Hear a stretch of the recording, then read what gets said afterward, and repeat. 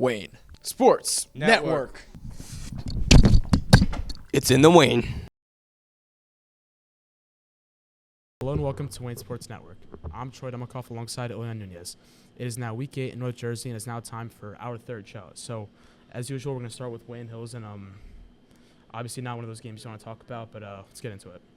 I mean, so we lost to Old Tapan 35-0. I feel like we had zero momentum. That's my opinion. I think we had zero momentum going into that game, even though we had that week of practice, and I think we should have had the momentum going in.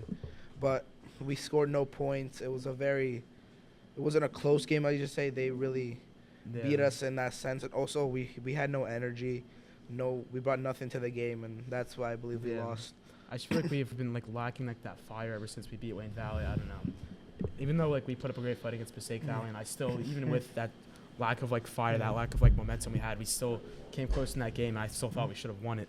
But last week definitely brought in nothing. And although we had injuries, but that's no excuse for losing, obviously. Yeah, I 100% agree with you on that. And I mean, you did say about how we lost that fire ever since we beat Wayne Valley. I know throughout the weeks the coach has been telling us it doesn't matter beating Wayne Valley throughout the season. The only thing we care about is going to MetLife Stadium and winning a state championship. And I feel like that's the only thing we should have been worried about, not just beating a rivalry that's been going on for a while. I mean, it's definitely a bonus, but that's not something you should shoot for heading into a season.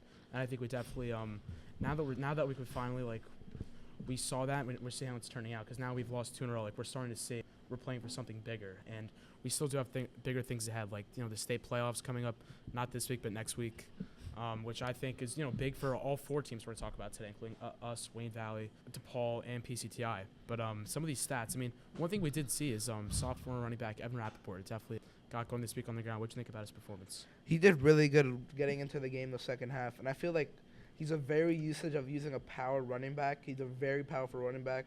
He's more of a power running back. They put him in as a good chance to plummet through the defense, and he had a really good run through the game. Yeah, I definitely think. I mean, and heading into this week, we played the Milburn Millers, who are 2-5. Definitely not one of the stronger teams we've played this season. So, never underestimate any team. It could always be a game, but I'm definitely the thing we're definitely looking at is 2 weeks from now. The state play. Next week, the state playoffs. Yeah. Which, if we just looked at the bracket, we would currently be a 6 seed heading to play 3-seeded Sparta. And what do you think about Sparta? I think we heard from the coaches telling us this week is that our bracket, I feel like any of those teams we can beat. We just have to be able to bring that fire in the playoffs next week. It's all about our mentality, I think, right? Yeah, it's always been about our mentality and how we bring ourselves to that game. And how we approach, every down, every practice, every game. I think it's how you approach it, your mentality, and your mindset.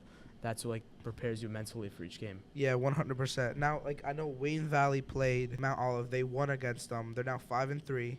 And they had really good stats for this week. They had Ferrulo passing for 191 yards, 2 touchdowns. They also had Eli Estevez, 53 yards and 1 touchdown, and also a lot of receiving yards from both Darius Rivers and Bryce Flower. What are your thoughts about Wayne Valley? I thought it was a great game, and I saw the way they won was insane. Mount Olive blocked a punt, but it was a penalty on them, so they ended the game there. Blocked a punt with 10 seconds left. It was unbelievable. But definitely, they battled back from our loss against us, and then their loss against Ravenport last week. And now they're positioned to possibly get a home playoff game, because that's a big win for them. Mount Olive's a team that beat them twice last year, once in the regular season, the following week in the playoffs. Yeah, I 100% agree. And then Valley's this week is playing Ridgewood. They're 5-2. What are your thoughts coming into that game for Valley?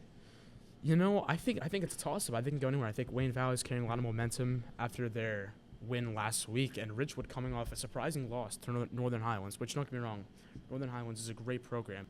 They lost their starting quarterback, their starting running back, lost a lot of weapons. So, I thought they were a team that was on the down low, but after the win against Ridgewood, who knows what Ridgewood is made of. Yeah, 100% agree with you. And I think Valley can come out with the win, but it also comes out blocking and tackling, like they've been telling us, and also that mentality that Valley has to bring into the game. Yeah. So now we've talked about the rivals in Wayne. We will now discuss the powerhouse, the DePaul Catholic Spartans, and the PCTI Bulldog. Welcome back to Wayne Sports Network. And now that we talk about the rivals of Wayne Hills and Wayne Valley, we're talking about the powerhouse, DePaul Spartans, and the PCTI Bulldogs. So, Troy, DePaul Catholic had a really big game against St. Peter's Prep, 54-21 win in Hinchcliffe Stadium. What are your thoughts about the game? I thought just from start to finish, DePaul looked dominant. It was a big venue, a big game, and they rose to the occasion. I mean, at Hinchcliffe Stadium, which we played there. It's a cool stadium to play in. It was one of those Zone 6 Classic games. So they rose to the occasion, playing a good team like St. Peter's, and the way they utilize their weapons, I just really admire with Elijah Burris, Nolan James, and Desir Jones, and Derek Zamet. I mean, just dominant from start to finish. That's all I can ask for. Yeah, I 100% agree with you. Also, want to talk about their stats. Derek Zamet throwing for 110 yards, 4 touchdowns. You had Des Jones and Elijah Burris with 54 yards, 24 yards, and 3 touchdowns combined between the both of them. Nolan James reaching a career high of 1,000 yards rushing, which I think is an unbelievable stat to have. And I think they really played a really good game. I also want to talk about their defensive players. So their defense had a total of 414 total tackles. Wow. They had Logan Nagel, D-line, 29 total tackles, 1 forced fumble. Anthony Natoli, a linebacker, 82 total tackles, 2 fumble recoveries, and 2 interceptions.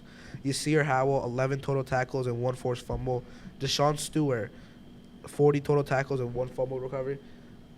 Which I think with these stats is just immaculate stats. I mean, I think if you play defense like that, like you're guaranteed to not allow a lot of points. I mean, I think that's a very good game. Yeah, it was a 54-21 game, which I think St. Peter's that did tells put you a lot up a about fight. DePaul's offense. I mean, they're blowing teams out left and right, putting up between 30 and 50 points. Yep, St. Peter's was able to put points up, but it just wasn't enough for a very powerful house on offense and both defense. Yeah, and I mean, you're going to have to, like I said in previous weeks, I mean, you can't focus on just one person on the DePaul offense because you focus all your attention on Elijah Burris, then Desir Jones open up. If you follow all of your attention on Desir Jones, then Elijah Burris opens up. Or if you focus your attention on the receivers, then Nolan James opens up. Like, you just can't do that stuff. Like, they're just that good. They have all those powerhouse players on both offense and defense that it's really impossible to guard up or to play against that team.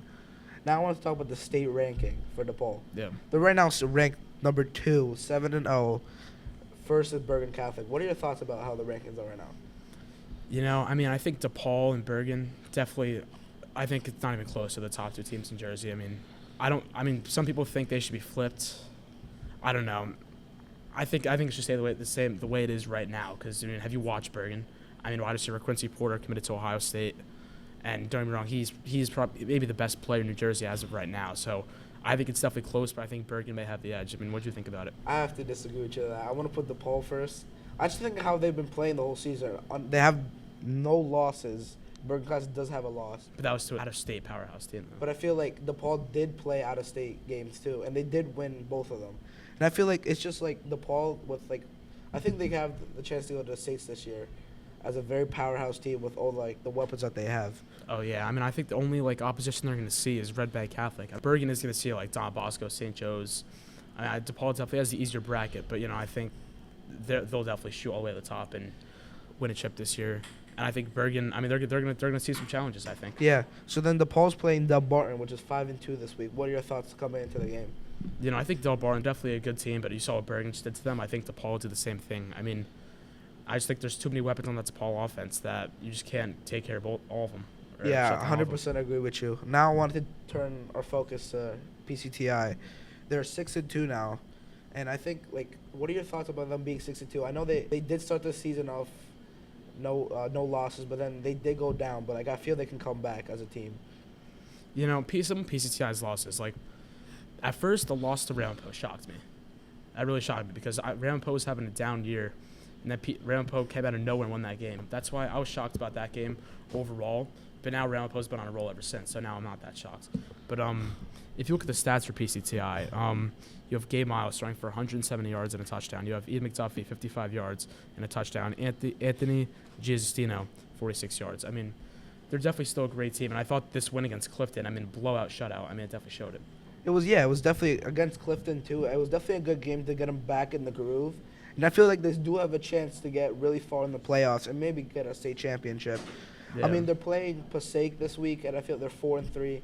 I feel like they should definitely win that game. They should definitely win that game. We played Passaic in a scrimmage, and we did really do good. They're not really a very good team, but against Tech. But I think Tech will come out with the win. But here's another team in scrimmage, Union City, and they're in the same bracket as PCTI. And Union City, just blowing teams out left and right. I think Union City they're probably the best team in Group 5 as of right now. So I think Union City, Passaic County Tech is going to have to rise to the occasion if they see them down the road. Yeah, 100% agree with that. So that's it for today. Thanks for tuning in for another week of Wade Sports Network. As always, I'm Ilian Nunez, accompanied with Troy Demikoff. Have a good one.